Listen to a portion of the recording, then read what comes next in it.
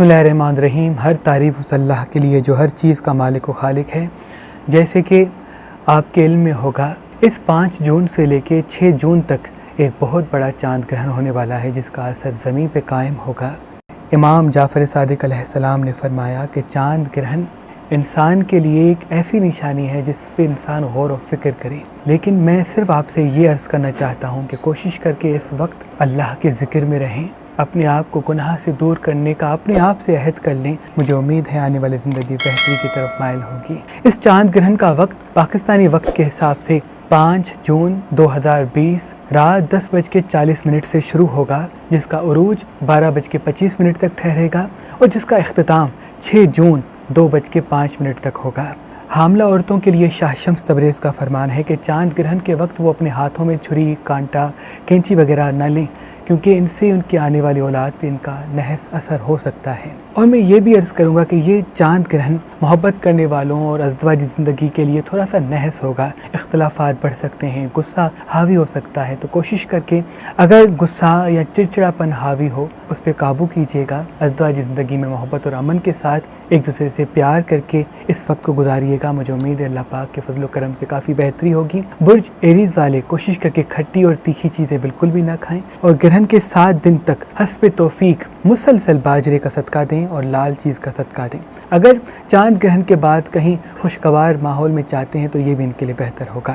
اس گرہن کا ایک اسم اعظم ہے، یا حکیمو یا حکیمو، یا ودود و یا معز۔ میں آپ سے عرض کروں گا جو میری بہنیں حاملہ ہیں، امید سے ہیں، وہ 207 مرتبہ اس ورد کو پڑھیں، اور جتنے بھی برج ہیں سب کے لیے یہ ایک ہی اسم اعظم ہے، تو اس اسم کا ورد گرہن سے پہلے کریں۔ مجھے امید ہے اللہ پاک محمد و آل محمد کر کے بہتریت نصیب کریں گے۔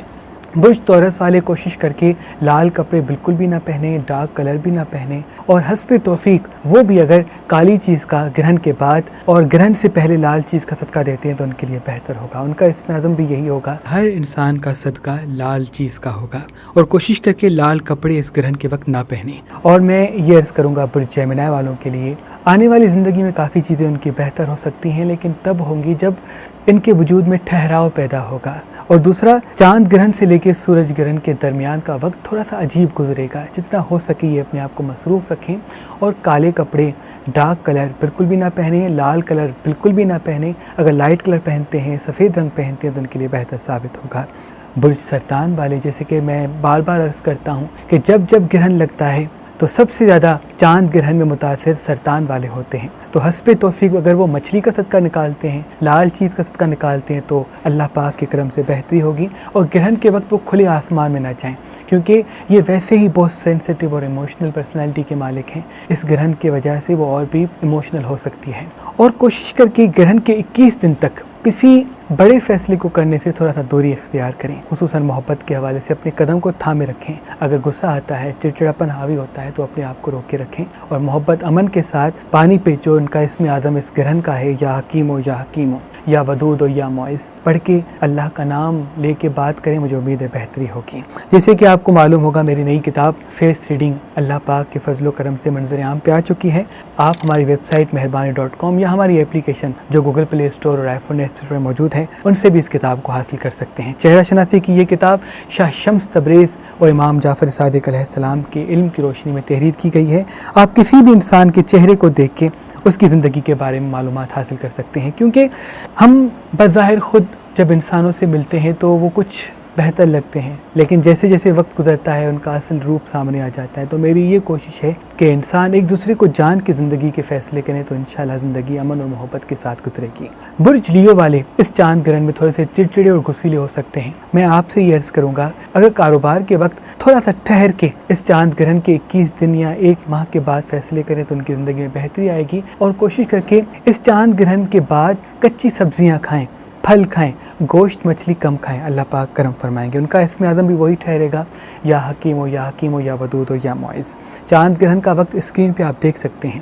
برج ورگو والے، اللہ پاک کے فضل و کرم سے گرہن کے 3 دن کے بعد ان کی زندگی میں بہتری آنا شروع ہو جائے گی، اور محبت کے حوالے سے زندگی میں جتنی بھی عزیز و اقارب ہیں ان کے توسط سے کافی اچھا رسپانس ان کی زندگی میں آ سکتا ہے، لیکن یہ تب ہوگا جب ان کے وجود میں بار بار مسکرانا और ठहर ठहर के बात करना शामिल हो। इनका इसम आज़म भी वही होगा, आप स्क्रीन पे देख सकते हैं। बुर्ज लिब्रा वाले कोशिश करके सफ़ेद रंग ग्रहण के वक्त ज़रूर पहनें, क्योंकि ये बहुत ज़्यादा तल्ख कलामी कर सकते हैं और यही तल्ख कलामी उनकी ज़िंदगी को थोड़ा सा तल्ख बना सकती है। तो सफ़ेद रंग पहनने से मुझे उम्मीद है इनकी ज़िंदगी में ठहराव और अमन कायम होगा। इनका भी इसमें आज़म वही होगा, स्क्रीन पे आप देख सकते हैं। चांद ग्रहण का टाइम 5 जून से लेकर 6 जून तक जाएगा और ये आप स्क्रीन पे मुसलसल देख सकते हैं।